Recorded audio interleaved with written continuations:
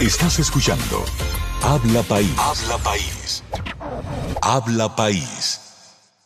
Señores, gracias por la sintonía aquí en este lunes 11 de enero del año 2021, aquí en la radio 247fm.com. Socorro Arias y Tony Fortuna con ustedes, iniciando esta semana. Ya la segunda semana del año comenzó, porque estamos a 11, pero el segundo lunes de mucha productividad para el país. Muchachos, buenos días y bueno, muchos retos en esta semana. Buenos días, señor. Buenos días, Ulises. Buenos días, Tony. Nada, hay que entrarle con muchos bríos Sí. a este lunes. Hay que trabajar, señores, ponerse la pila, dejar la bembita porque no tienen encerrado, que eso es por el bien de todos. Es un bien colectivo. Aunque mucha gente no lo quiera entender, esas medidas se tuvieron que tomar por el comportamiento de muchos. Claro. Podemos estar o no de acuerdo, pero esa es la consecuencia de las acciones de muchas personas que han salido a desafiar las medidas de las autoridades. Sí, tú sabes que, Socorro, Tony, queridos, amables teleradio escuchas, cibernautas y todas las hierbas aromáticas que componen este tipo de transmisión, que me llamaba un amigo ayer, anoche tarde ya, como a las 10:30 de la noche, y me pareció extraño que me llamara a esa hora, y yo dije, bueno, ¿qué pasará con fulano?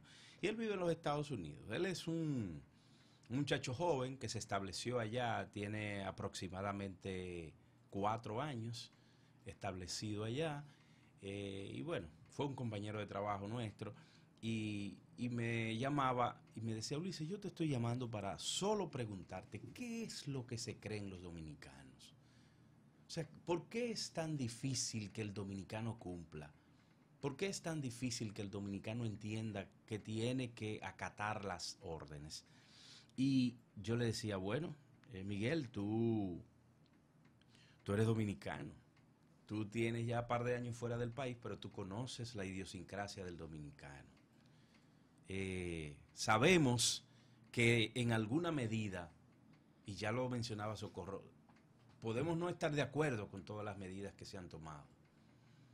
Podemos o no aceptarlas, pero tenemos que acatarlas. Yo le decía a él, lo que sucede es, Miguel, que en un momento en que la patria está demandando que nos sacrifiquemos, nadie quiere sacrificarse, porque han entendido que 10 meses de pandemia es demasiado. Y todos nosotros, todos y cada uno estamos sufriendo esa situación. Todos. Porque ¿quién se cree cómodo o quién cree que es cómodo el hecho de tú estar en la casa y ya va a la cocina y ya va aquí y ya ve un programa y ya te lee un libro y ya te va a la galería y ya sale? O sea, eso no es fácil. Eso no es fácil. De hecho, esta pandemia ha desatado una serie de situaciones que en la salud mental de la gente. Exacto, que yo me imagino que a la corta, no a la larga, no, a la corta saldrán. A la corta saldrán. O sea, que yo sé que no es fácil. Yo sé que no es fácil sacrificarse. Yo sé que no es fácil tú disponerte a hacer un esfuerzo más. Pero el país necesita un esfuerzo más. Nosotros tenemos que seguir cumpliendo con los protocolos. Nosotros tenemos que seguir sacrificándonos. Tenemos que seguir sacrificándonos. No es posible que por no hacer un esfuerzo más, esta segunda ola que ya está, que ya la estamos viviendo, que ya la estamos sintiendo, sea más drástica que la primera. Es normal que cuando hay pandemias, en momentos como el que acabamos de pasar, que fue la celebración de fiestas, o por lo menos porque no todos celebramos fiestas. Ahora en Navidad, por ejemplo, no todos nos dimos la tarea de ir a celebraciones, de hacer celebraciones. Pero la verdad es que mucha gente decidió salir a celebrar. Y cuando eso sucede en medio de una pandemia, vienen los picos. Eso fue lo que sucedió. Las medidas se tomaron, las autoridades alertaron, las autoridades establecieron protocolos, pero no todos lo cumplimos. No todos cumplimos los protocolos. Y ese es el resultado. Miren por dónde andan los picos. Los hospitales abarrotados de gente. Los hospitales abarrotados de gente.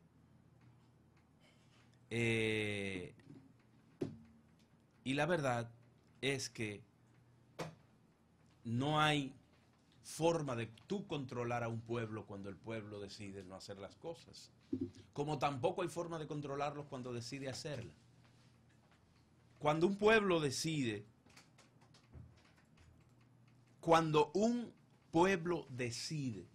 no acatarlo, o acatarlo sencillamente, los resultados están ahí. Cuando un pueblo decide cambiar de gobierno, cambia.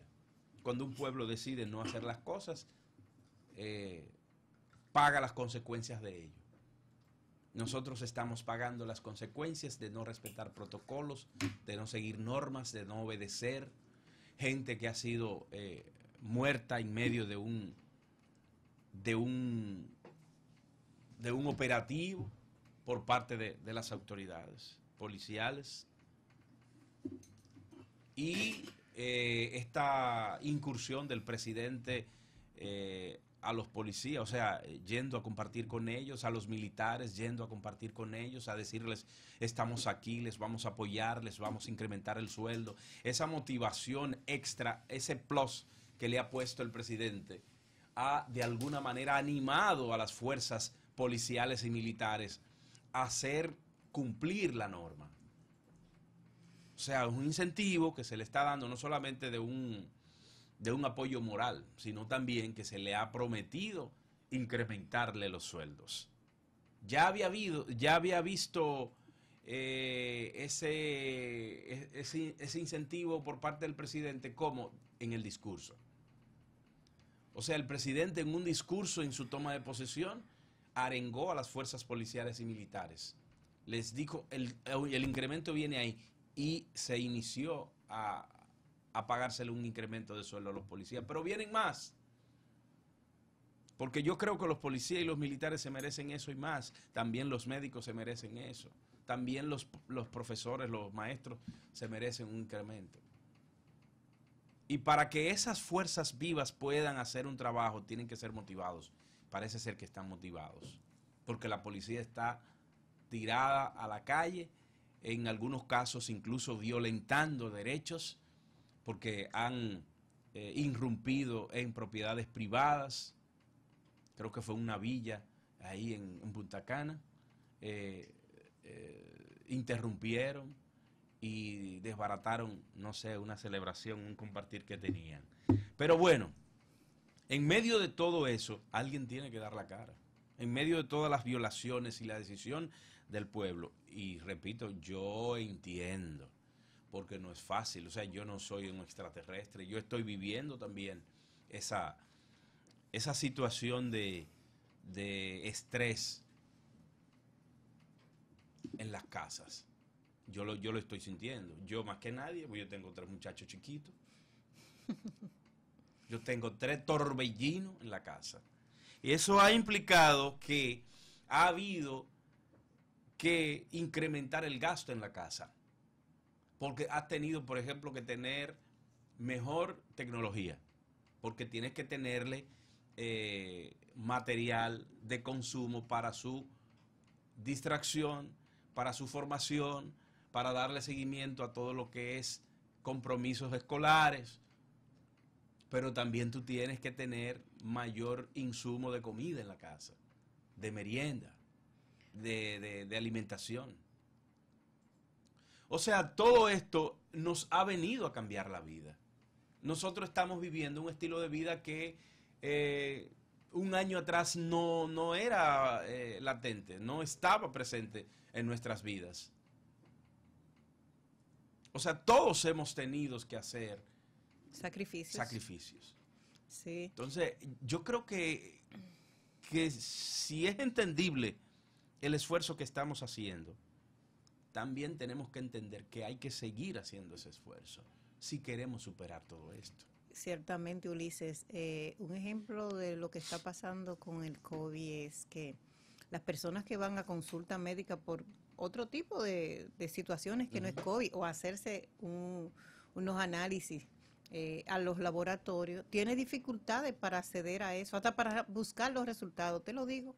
Sí. Porque sucede que mi familia, mi esposo y mi hijo tuvieron que hacerse unos análisis en un laboratorio y caramba, para buscar los resultados el sábado tuvieron que desistir de la cantidad de personas que había. Pero la cantidad de personas que había era buscando pruebas de COVID. Y así están todos los laboratorios privados, públicos, llenos de gente que procura hacerse la prueba. Sí. Una muestra de que no se está hablando mentira, de que los casos han aumentado considerablemente. Los laboratorios privados no tienen la capacidad para la demanda que hay ahora mismo de las personas que quieren hacerse la prueba de COVID. Entonces, bueno, apelar siempre Ojo, aparte, hay pruebas. Hay pruebas. Es la capacidad del personal, claro, que no está en capacidad de hacer tantas pruebas como la gente quisiera. Como necesaria sea. Como sea, exactamente. Entonces, lo que sí creo es que debemos de alguna manera programar todo esto, permitir que se programe todo esto. ¿Por qué? Porque, por ejemplo, hay gente que no tiene urgencia en hacerse una prueba, pero quiere hacerse la prueba. Claro. Pero entonces le quita la oportunidad, a una persona que sí tiene, porque ya tiene síntomas, claro, y quiere confirmar si está positiva o no. Bueno, el viernes pasado fuimos a un lugar, a una residencia. De los 9 que examinamos ahí, una persona salió positiva. O sea, una de 9. Ya había una persona infectada que estaba aislada, evidentemente, o sea, estaba llevando el protocolo, pero de esas 9 que fuimos a realizar, o que realizamos, una persona estaba positiva, pero estaba dentro del grupo. Entonces, probablemente en los próximos días de esas personas salgan otras positivas. Porque estaban todos juntos en un hogar. Todos juntos en una casa. Bueno. Entonces, ojalá que eso no se traduzca en una infección colectiva, que incluso, y la persona era de edad avanzada, porque eso incluso le complica la situación. Sí. Ojalá que eso no pase a mayor y que nosotros podamos ver que en esa familia la infección se quede ahí. Siempre y cuando se lleven los protocolos y que no haya habido ya una infección.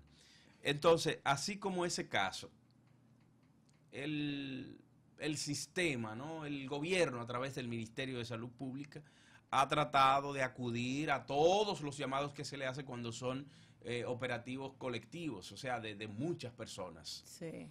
Que cuando son así programados se hace incluso más fácil por el hecho de que el personal que va a ser examinado está concentrado en un lugar, se establecen los protocolos ahí. No es lo mismo que todo el mundo salga, cada quien por su lado, a hacerse una prueba.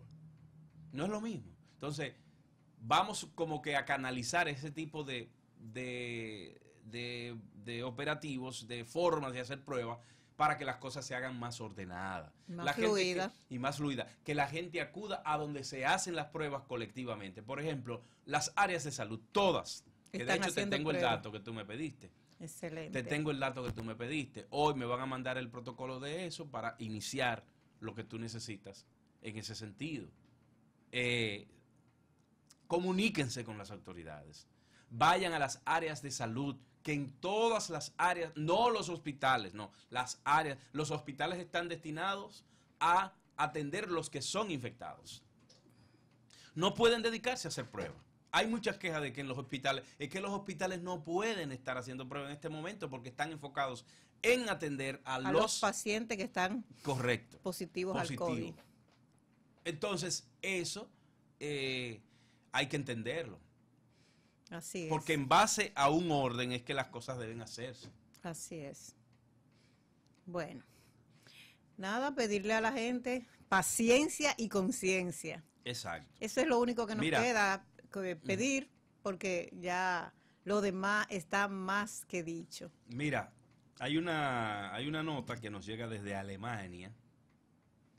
La agencia DW es la agencia alemana estatal de prensa. Dice, la COVID-19 es la enfermedad infecciosa causada por el coronavirus, descubierto en Wuhan, China, en diciembre del 2019.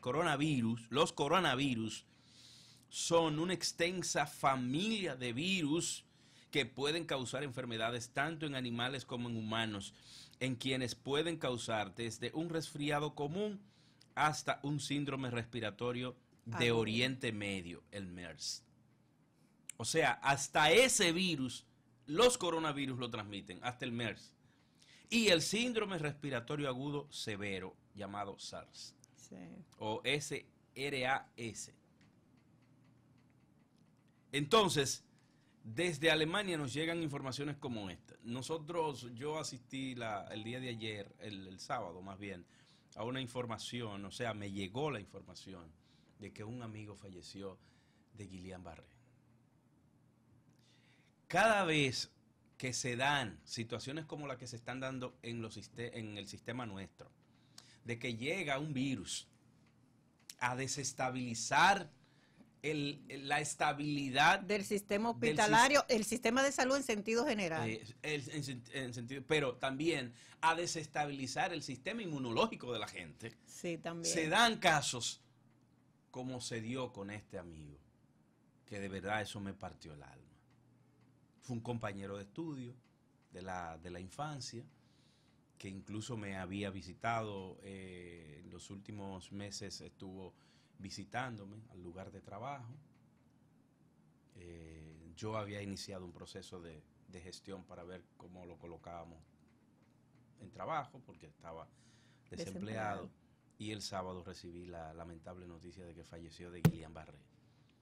El Guillain-Barré, justamente, es un virus que ataca a la parte neurológica del cuerpo. Y ese virus entonces pone al organismo a reñir él mismo. A pelearse entre sí. Autoatacarse. Y te van desarticulando todas las redes nerviosas del cuerpo y te da flojera. Y, oye, hasta el apetito se te quita. El Guillain-Barré, señores. Yo conozco una persona es más fuerte que el coronavirus. Sí, pues sí. Claro. Es más fuerte que el coronavirus. Esa persona, yo desconocía pero es que se puede infectar en cualquier momento y ni siquiera darse cuenta. Yo desconocía que él tenía debilidades porque aparentemente, según los datos que recibí, el 4% de las personas que adquiere el Guillain-Barré fallece. Sí. El 4%. Un 96% logra sobrevivir. Pero si se le complica con otras situaciones de salud, no hay quien pueda hacer nada. Ese amigo lamentablemente no pudo superar el Guillain-Barré, que llegó o que se infectó en un momento en que hay una pandemia en el país. Quizás se complicó el hecho de llevarlo al hospital. Eso ha pasado con muchas personas que tienen enfermedades, no solo catastróficas, sino enfermedades a las que hay que darle seguimiento. Entonces, al estar esta situación del COVID en los hospitales, mucha gente se ha quedado en la casa, mucha gente que debían cambiarle los tratamientos, no se ha podido hacer. No se ha podido hacer. Mucha gente que se le ha tenido que dar quimio, se le han retrasado los procesos y eso ha empeorado la salud de muchas personas. Entonces, el COVID ha cambiado el sistema sanitario completamente, porque ahora mismo esa es la prioridad. Claro. Pero hay personas que son diabéticas, personas hipertensas, personas con cáncer, personas con insuficiencia renal, que sus procesos de salud se han visto paralizados por el COVID. Y eso trae la consecuencia de que su salud se ha deteriorado más rápidamente. Entonces, es una complicación completa de todo el sistema sanitario en el país. Sí. Y mucha gente que con pequeñas situaciones de salud tampoco van al médico por temor a infectarse en los centros médicos privados y públicos. O sea que esto ha afectado considerablemente a la mayoría de la población, porque usted se corta, usted necesita puntos. Mucha gente se han quedado con su cortadita. Hay gente que no ha salido más nunca de su casa por el COVID. Sí. Y hay gente que aún no saliendo de su casa se ha infectado. O sea que eso es una cosa terrible. Sí. Sobre todo los asintomáticos son las personas quizás más peligrosas que puede. Claro, porque no tienen síntomas y andan en la calle y tocan una puerta y pueden haber dejado el virus ahí. Sí, otra gente la toca. O sea, es un gran número. Ese es el mayor problema que tiene la pandemia, claro. Que las personas asintomáticas, al no saber que tienen el COVID, están en la calle trabajando, están en la calle haciendo diligencias personales, congregándose con más personas porque no saben que tienen el virus. Entonces, al no saber que tienen el virus, siguen propagando la enfermedad. Sobre todo que son gente jóvenes. Sí, la mayoría son jóvenes. Son jóvenes la mayoría. Son jóvenes, porque tienen la mayor capacidad de física, ¿no? El sistema inmunológico está más fuerte, es más resistente. O sea, combate al COVID y por eso está asintomático. Casi siempre, incluso ese joven es el que hace ejercicio, es el que se va a la calle o sea, es el que está más activo. Sí. Y cuando el cuerpo está así, probablemente tenga mayor capacidad de enfrentarlo. Entonces, también esas son las gentes que tienen mayores posibilidades de contagiar al otro. Por eso es que tenemos que, de la mayor y mejor manera, quedarnos en casa. Esa frase ha dolido mucho cumplirla. Ha costado mucho sacrificio cumplirla, pero tenemos que hacerlo. Y a eso tenemos que agregar, Ulises, que el Ministerio de Administración Pública tomó la decisión de revertir, gracias a Dios, esas aglomeraciones que tanto criticamos en las instituciones públicas, porque el MAT mandó a trabajar a todo el mundo en noviembre, todo el mundo. Y eso también ha contribuido a la alta propagación del COVID. Porque son personas que van a su trabajo, tienen que tomar transporte público, los que no tienen vehículos privados, se suben en el metro, y esos son focos de contaminación. Sí. Y eso también ha contribuido a propagar la enfermedad. Y el MAS revirtió eso, ahora los empleados públicos van a trabajar hasta las 3 de la tarde y solo un 40%. Pero de eso vamos a detallar más luego de la pausa, ¿te parece, Tony? Tenemos Volvemos una información también que nos llega desde la OMS. Nos vamos a la pausa. Estás escuchando Habla País. Habla País. Habla País.